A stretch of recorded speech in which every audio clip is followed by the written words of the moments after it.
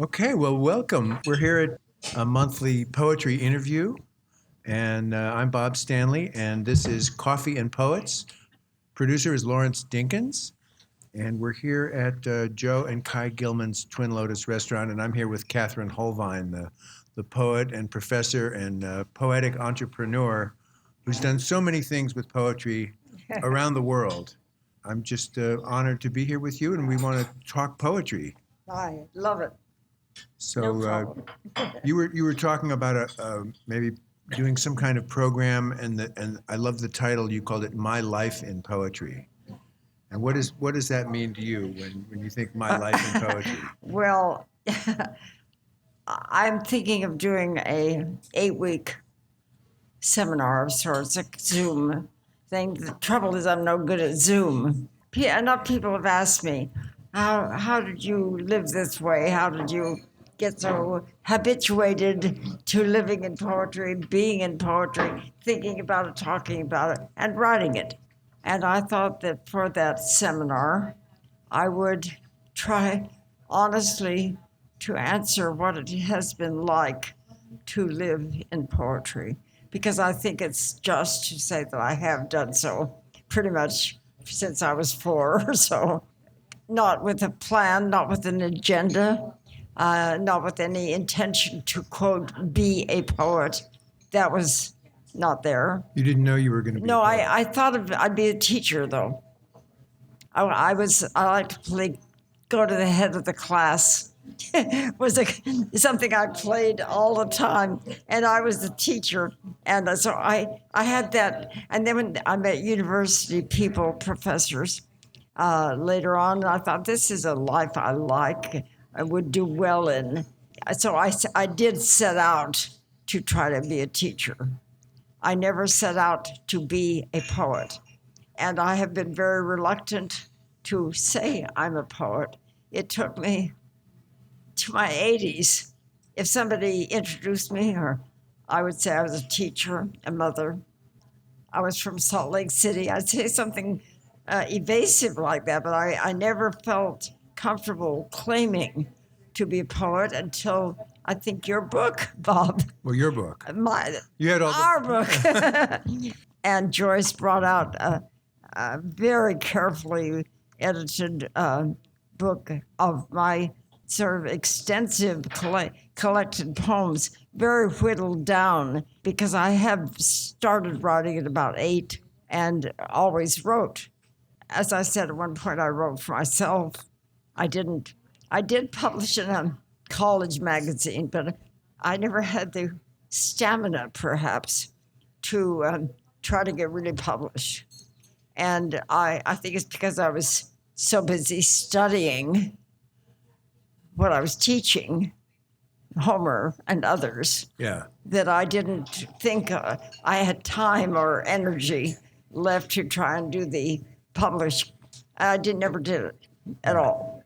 And so, but likewise, I must say I was sort of hesitant to even say I was a professor for a long time. But I thought, that's silly. I am a professor. Yeah, why not claim it? That's kind of dumb of me. So, but anyway, I do respect the world of poetry, and I still am hesitant to think of myself as as a poet. I'm a lover of poetry, certainly. I'm a student of poetry, certainly. I'm an advocate, practitioner. I am all those things, but I do not have the breadth and skill and range and depth that I want to find in the poets I read.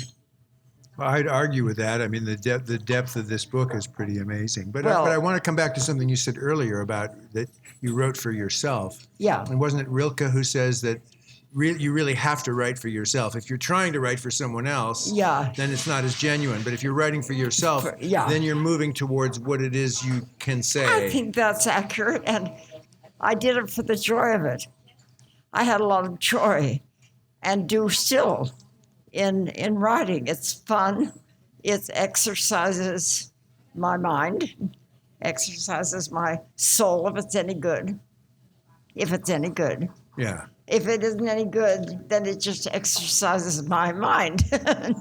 But for example, I get poems in the middle of the night now still, and I will read you my most recent poem, which is hilariously banal, but it's a gift, and it's entirely based on sound. Muddy boots. Muddy boots. Bringing them in here, you'll get hollers and hoots. They're a disgrace, like mud on your face. Leave them outside, or I will decide where to throw them. Muddy boots. Now That came to you in the night. that's a little happy moment in the night. Yeah, that's all. But to really plunge into the journey, to plunge into it and try to find out where we are on it. In Dante's terms, say, where am I on this journey? And I'm finding, of course, that I'm at the end. And I am in old age. I am facing it. Do I still love life? Yes. I still want to live? Yes. Somebody asked me yesterday, are you ready to cross to the other side? I said, no, heavens no. But I do not want to, quote, rage against the dying of the light. To quote Dylan Thomas, of course. That poem is worth talking about for a moment because it is so seductive. He is a very seductive musical poet. And to me, those are pretty synonymous. He's seductive because he's so rich texturally. Did you ever see him in person? I did. I knew him.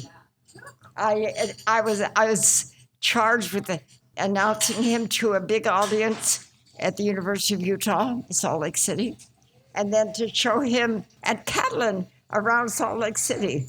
And that was funny and very strange and not very satisfying, but still. Okay. But like, Do Not Go Gentle is a poem I love enough that I memorized. And I loved it because it's a villanelle that's so gorgeous. That means, for those who don't know what a villanelle is, that it's a very formal, tight poem. And the rhyming is exquisite. The repetition is gorgeous. So the poem, I thought was lovely. And I think enough people know it, I'm not going to say it, but it's a poem addressed to his father who was dying. Do not go gentle into that good night.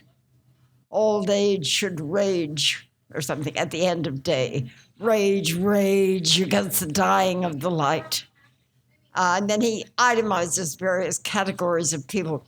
Old men, wise men, grave men. They've all faced the dying and they've fought it and raged against it. So do not go gentle into that good night. Rage against the dying of the light. Well, that's a poem that is beautiful to say, musical in the extreme, a superb villanelle. But I don't agree with it. I don't think it's wise. I don't think it says an important truth. I think it says something a little self-serving. In other words, don't hurt me because you're dying, is what I hear in the poem. Don't leave me alone here on this earth. But do we really want our beloved, dear people to go out screaming and raging? Well, I can't answer that question well, because some days I think yes, some days I think no.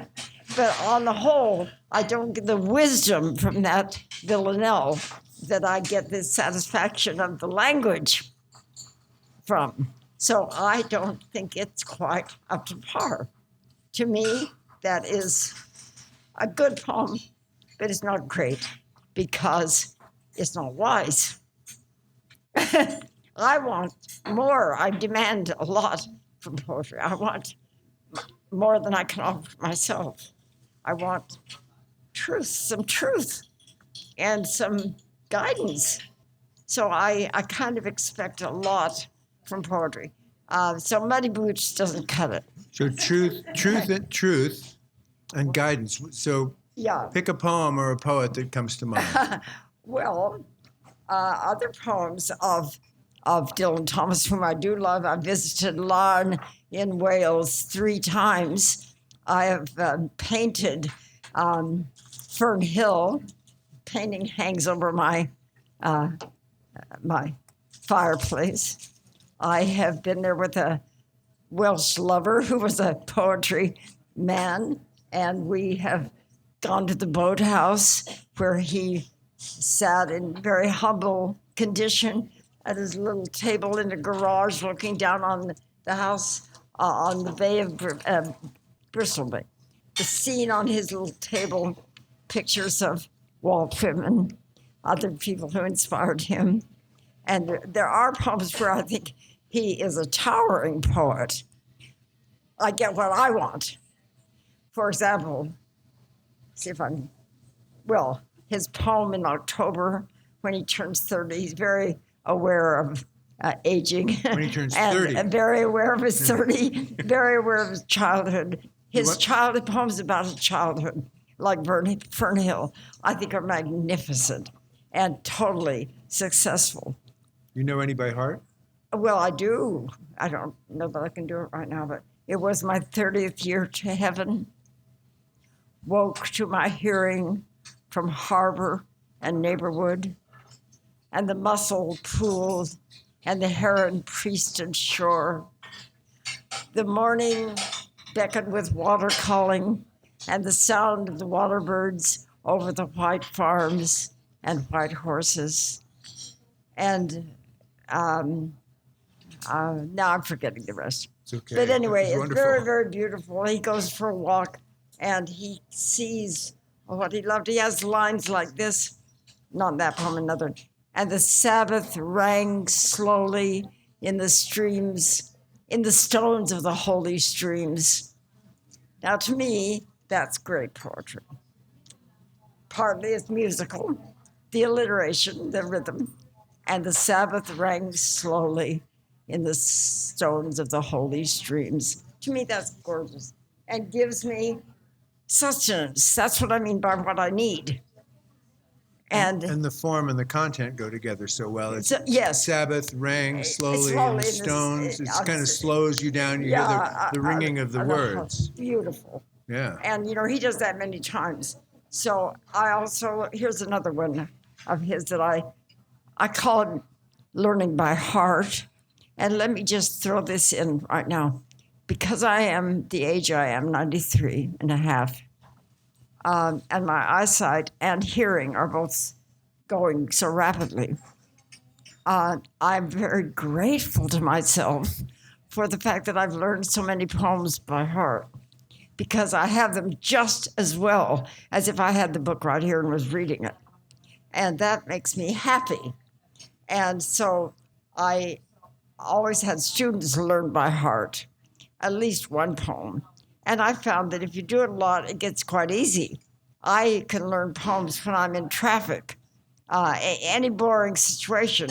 I'm waiting at the doctor's office. I don't want to read Vogue. I would rather prefer to memorize something, and then I learn it. And maybe I won't say it again for 6 months. Then I think I've forgotten the verb. Okay, 2 days later, the verb comes back to me. Now I say the whole thing, I've got it again. So I have a big repertoire of things. Here's a poem that I love because of the attitude. And this is very well known, though.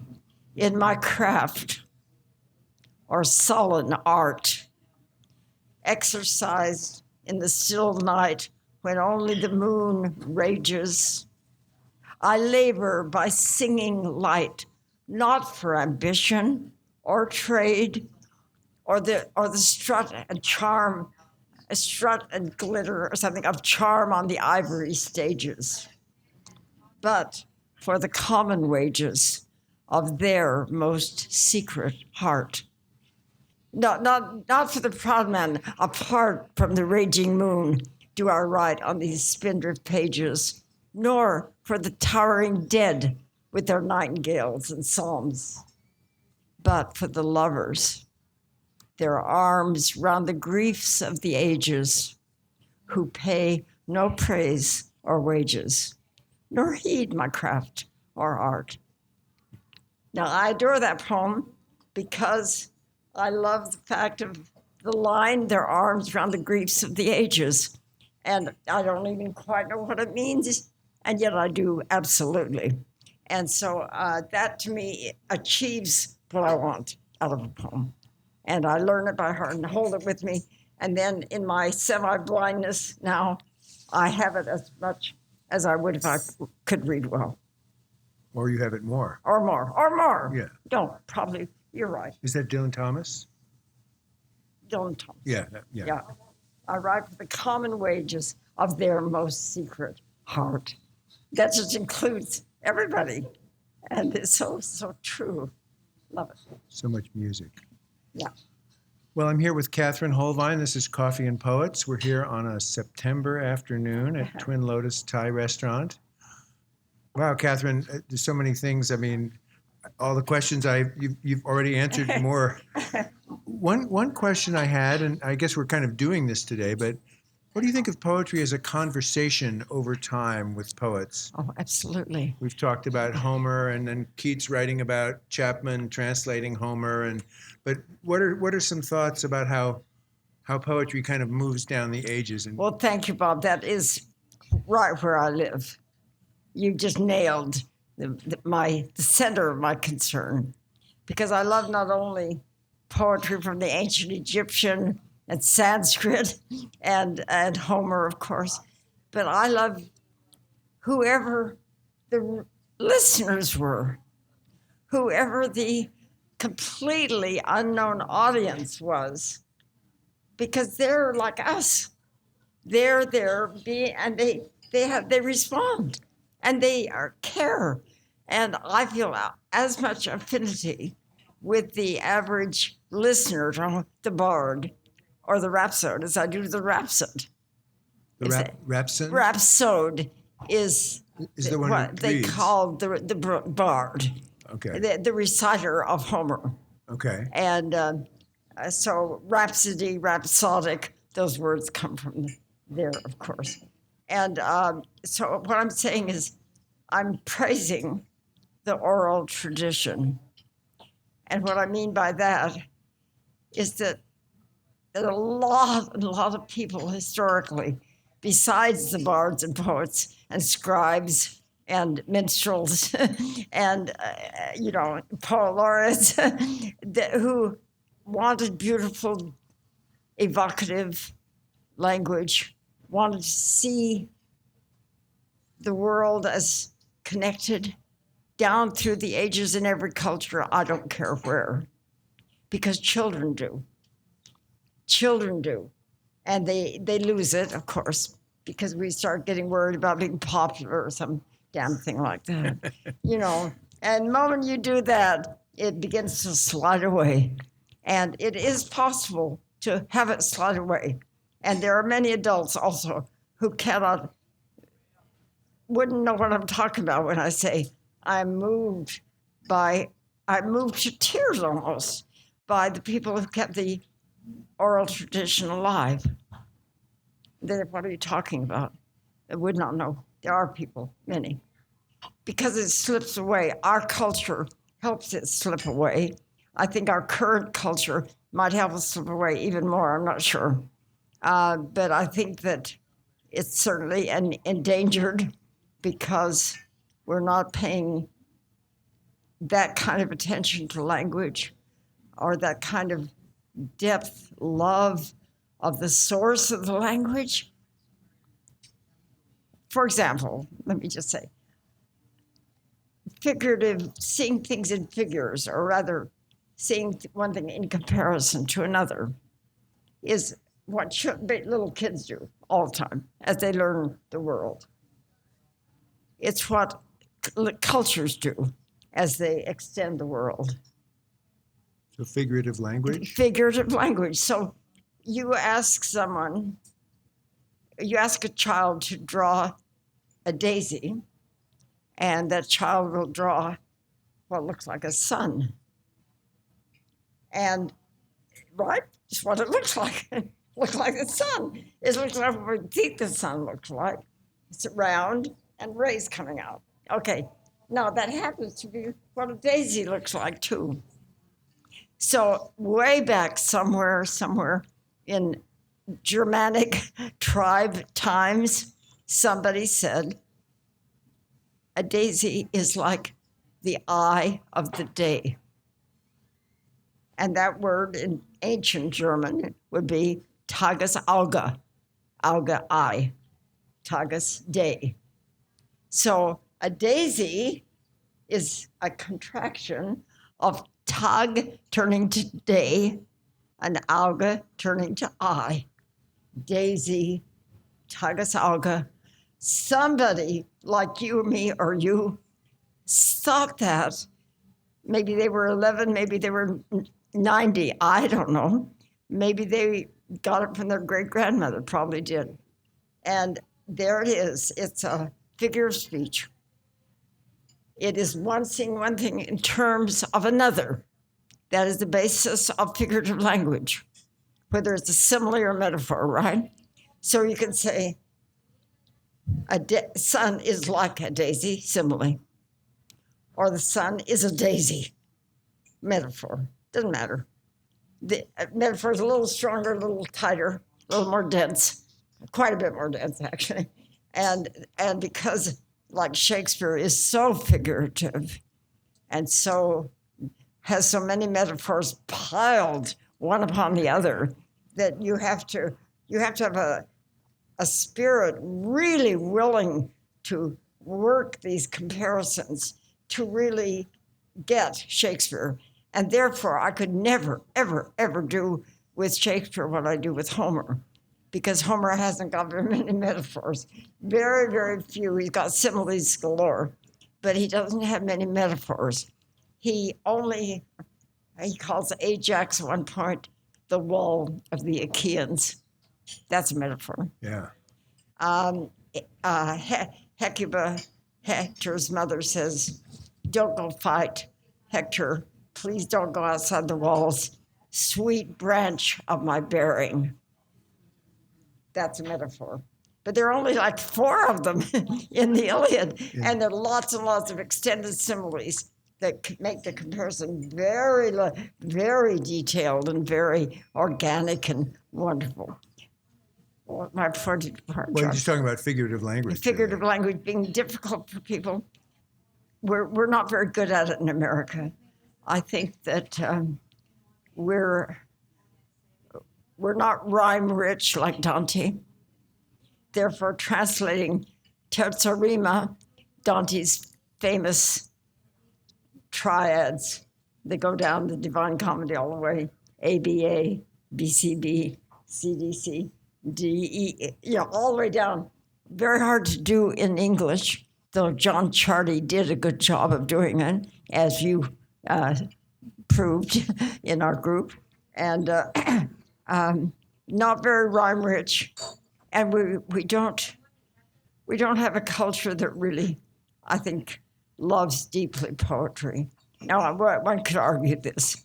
Well, let's jump. I want to talk a little bit about your writing and your book with Laura. Okay, sure. So a couple thoughts. One is, while you're steeped in form and rhyming and tradition, most of your verse is free verse. Yes. And to kind of go back to the poetry as conversation, I picked out one of Laura's poems from your first book, or the book that you did with your daughter, Laura, who's Laura Hohlwein. And so what you were doing here was you were each you would give her a question and she would write a poem, and she'd give you a question and you would write a poem. Correct.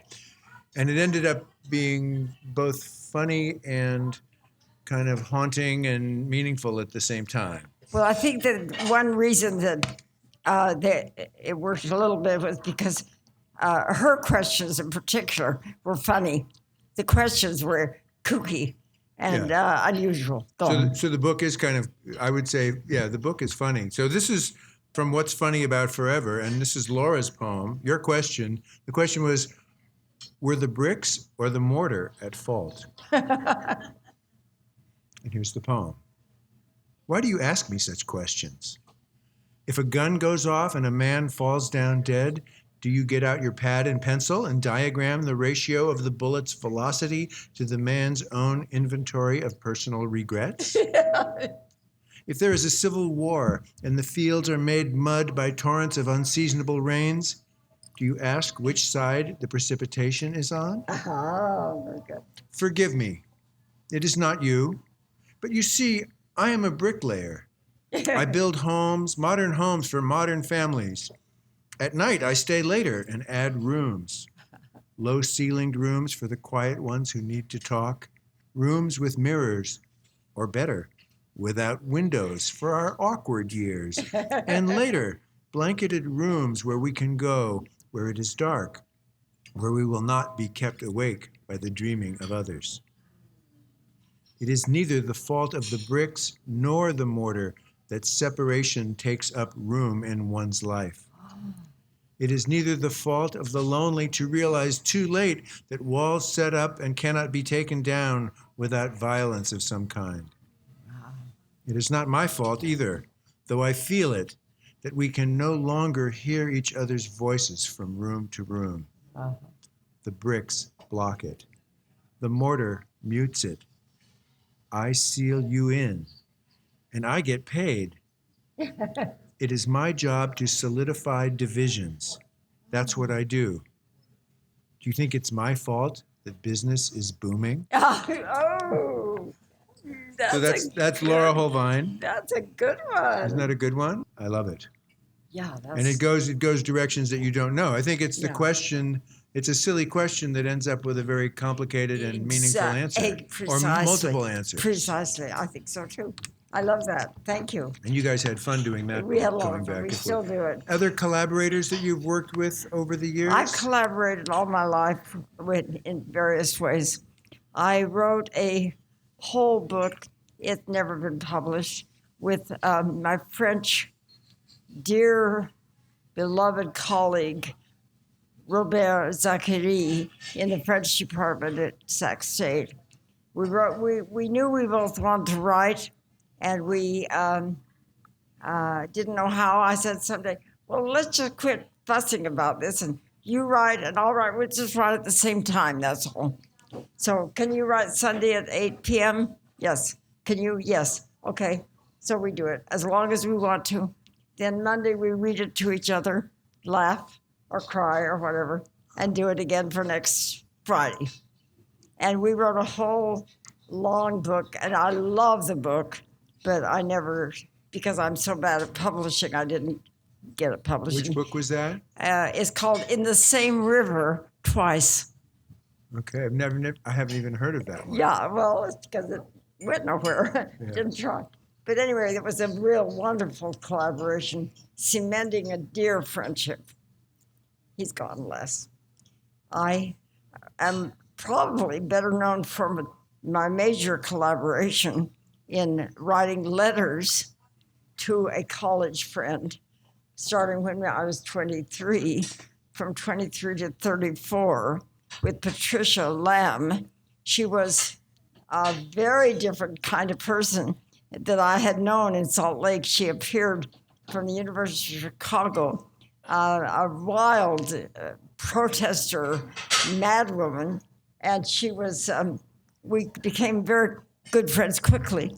And then we just had 1 year and then went off, graduated and went our own ways. She to marry a doctor in South Africa, I to marry a German artist in Lebanon. And we both lived abroad with foreign husbands and wrote voluminously to one another and answered voluminously. And so any day I would get a letter, I'd read it and read it to my husband or whoever was there, because it was always interesting.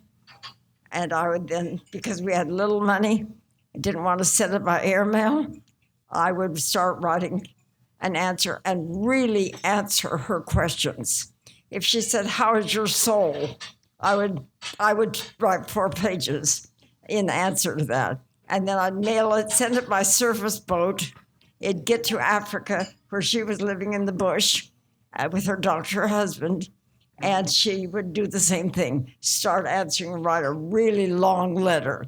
So they got published in 1983 by Harper and Row. And we had 18 reviews, and all but one were excellent reviews. That's Touchstones? Touchstones, Letters Between Two Women, 1953 to 1964. And just recently, in speaking to Caroline Alexander, who was the first woman translator of Homer's Iliad, and we just did a reading with her. Bob met her and knew her.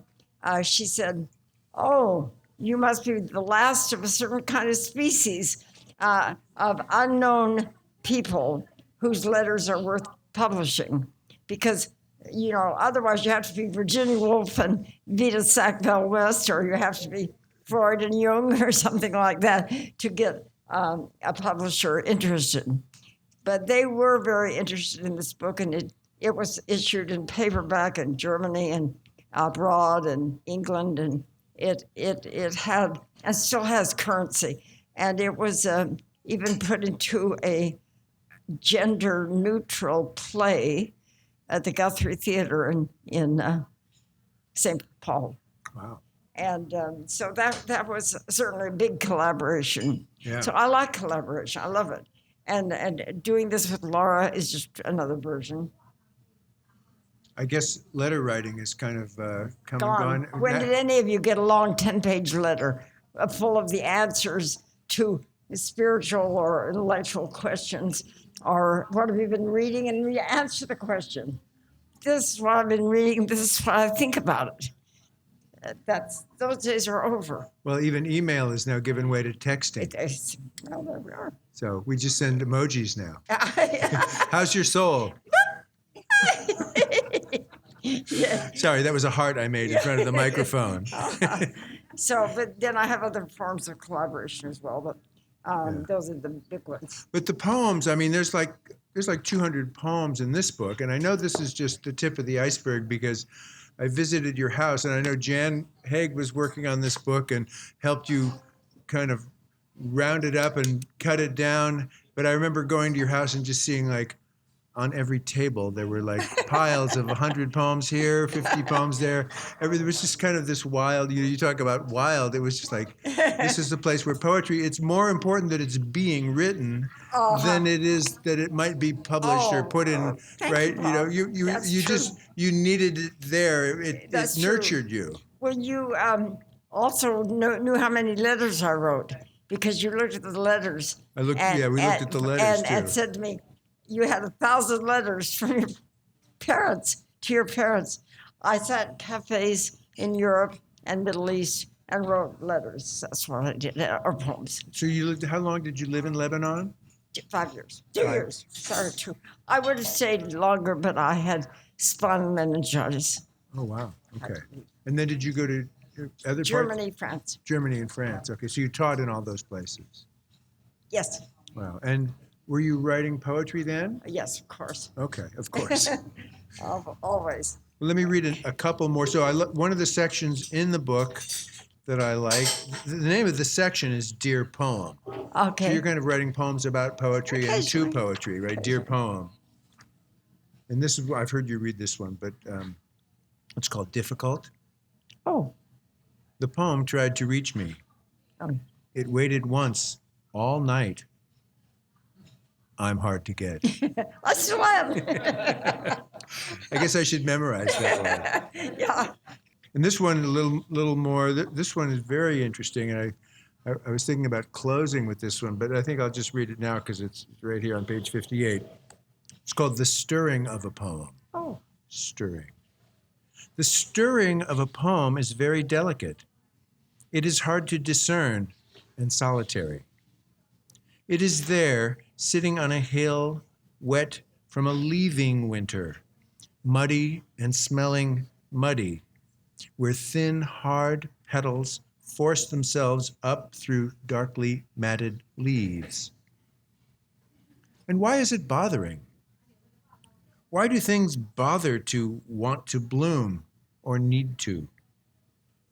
Why complicate themselves into bundled, curled tight eventualities, these miniature patterns and intricate templates of the yet to be?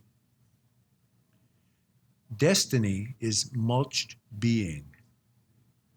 There we are, swamped by a fecundity that smells half rotten and half rose. And the little poem turns over in darkness, moving possibly towards whatever light there is or may be. Thank you, Bob. I had forgotten that poem. You got a, thank you. Thank you. There's a lot of Latin kind of many long syllable eventualities, Yeah. miniature, intricate templates. Yeah. More Latin than Anglo-Saxon here. I'm not sure. little bit, Maybe it's yeah. kind of a scientific poem in a way. I like vocabulary. I enjoy vocabulary. I like the templates of the yet to be. The line. Oh, the template? Complicated eventualities of templates of the yet to be. I do like that. The miniature patterns and intricate templates of the yet to be. Yeah. Yeah, that's Yeah. fun. That's fun to read. Because how do you get this little teeny thing to be a rose? It's just incredible, isn't it? It is. Another one I wanted to read from your book, from the Orchard series, which is a wonderful section. Oh. And this is just a short one to tell our radio audience here, or wherever we are out there. This is a long, thin poem, right? There's like 3 words, 2 words, 1 word, a lot of one-word lines. So it's long and thin. And it's section 3 from the Orchard poems. And I'll try and read it to emphasize the line breaks a little bit. Red-tailed hawk, out of, up, sudden up, over. Owl inside, between, inside, towards, disappeared beyond. Geese designed high, aligned, their honks curving back like one banner. Starling, down, dead, by my foot. And that small, round song of a bird I can barely spot and cannot name, still there on the same high branch. So these are all poems about, is it about a specific orchard? Or? It's an orchard I discovered. I had a wonderful dog I took for walks, and I was just driving around, found an orchard out by the river, Sacramento River, and I just parked and took my dog into these columns of walnut trees, and there was nobody there, nobody. And the dog romped around. I stayed about an hour. Then I became addicted to that. I'd go back many times, never saw a human being. But I do have one of the orchard poems. There's 16 of them in that sequence where I say, I'm the only one here. And I call it my orchard, but I don't do any of the work. And I see that the wood is piled up and the leaves are raked and the walnuts are picked, but I don't know who's doing it. And I learned that it's exactly as old as I am, that orchard. And the trees are huge and old, and the avenues are deep and dark and inviting. And then there's a big band of yellow mustard out of the sunlight beyond that. So it's kind of a painterly experience. And I must have gone there 25 times. Talking about writing it just for myself, that's all I did.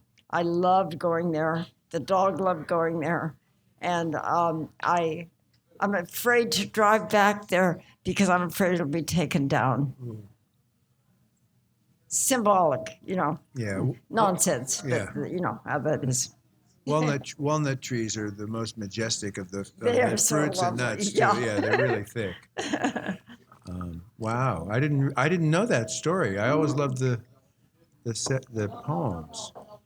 So, and that reminds me of something where you say that the orchard, that you were the orchard in a way, and you have Yeah. that with the little chapel Yeah, poem as yeah, well. yeah, yeah. So does that happen to you where you're somewhere and you just Oh, feel like this? definitely. I am. I guess it's what Keats called negative capability, which I always thought was a very strange term for something I think is so positive.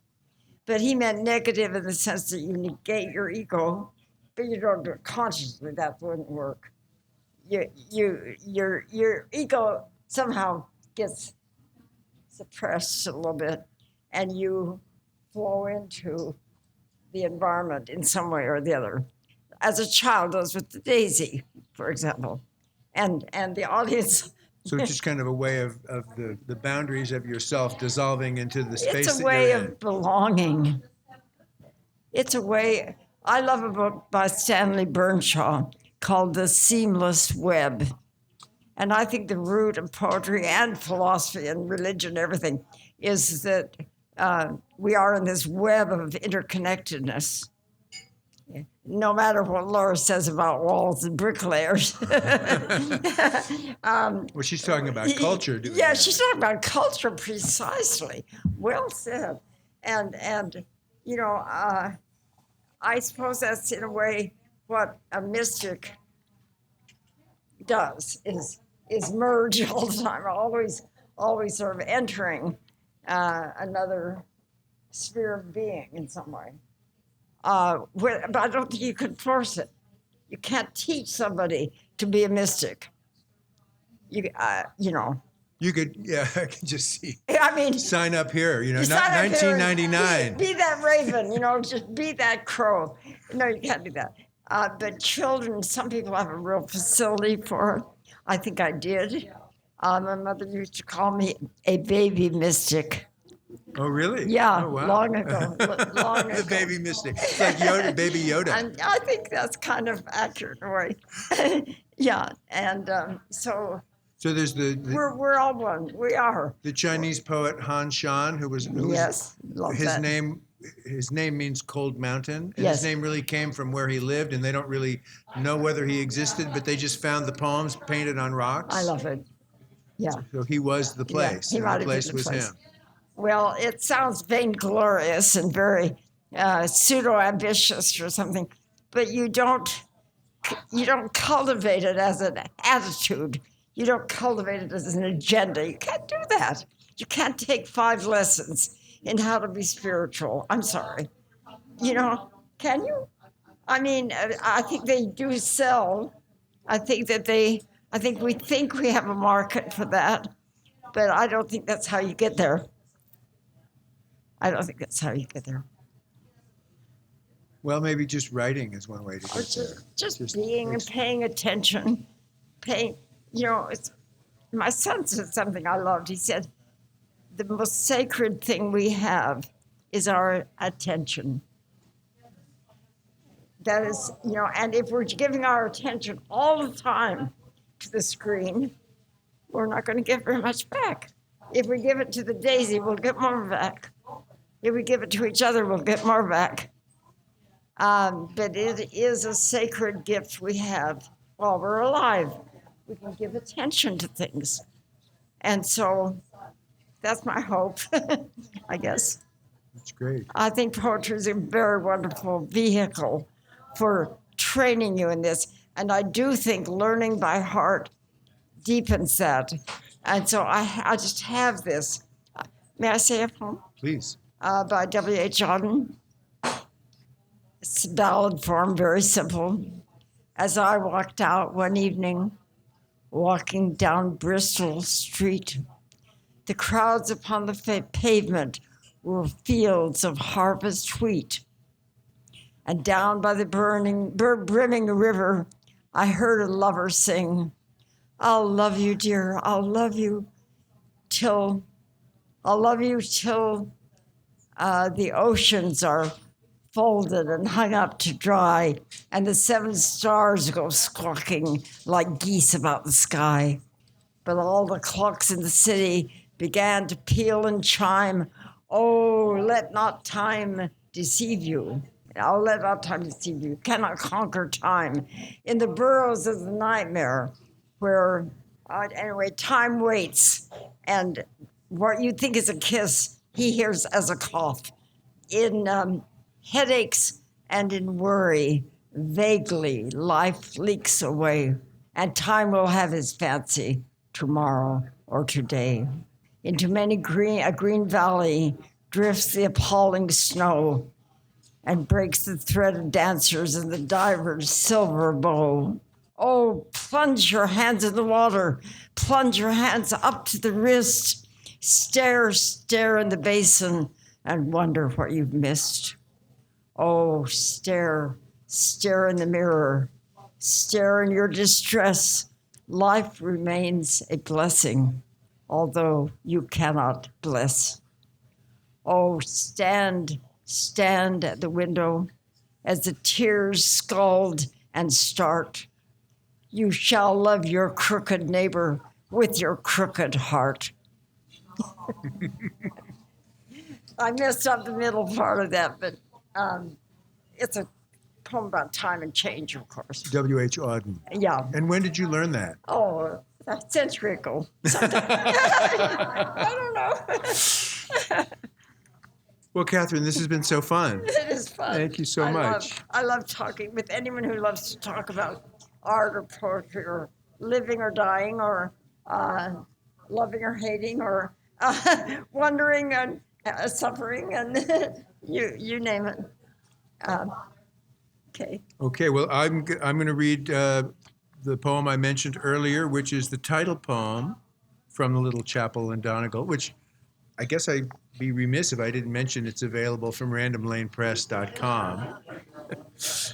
And this is the title poem from Kathryn Hohlwein's collected poems.